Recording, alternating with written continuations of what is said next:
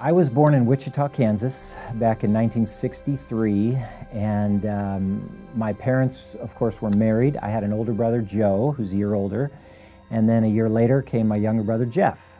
When I was 1 year old, my dad and my mom divorced, and we had a relationship with my paternal grandparents, but never with my dad. And that left my mom as a single mom for a little while with us boys, very young. And then my mom met a man named Richard Swain. But when Dad was home, Dad wasn't that engaged in our lives. He was kind of distant. I don't remember having too many conversations with him. I don't remember him asking me how school was or how sports were. I don't remember him attending too many of my games when I was playing sports growing up. As far as a father figure in my life, pretty much absent.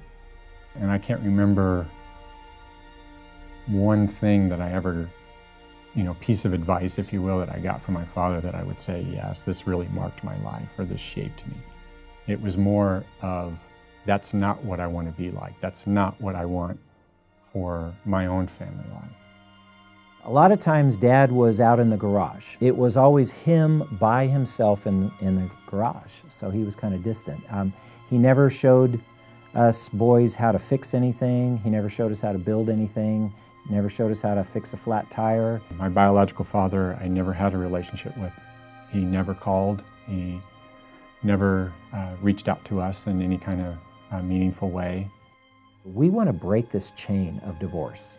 We don't want our marriage and our family to be like it was with my parents.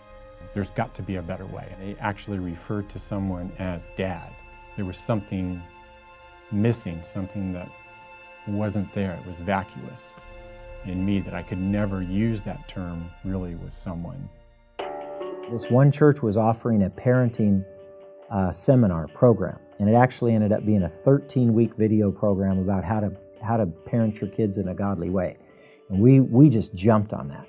I began to read everything that there was on what it meant to be a good dad.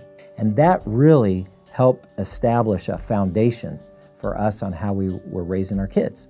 My dad is funny, he's smart, he's brilliant, literally the smartest guy I know.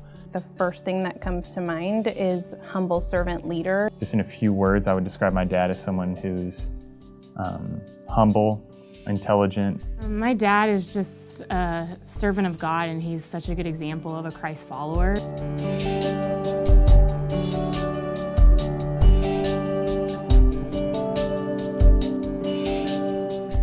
Jeff as a dad has been something that's just been really fun to be a part of and come alongside him. He is very intentional in his role as a dad. Jim truly has exceeded my greatest expectations as a father. He is truly what I prayed for.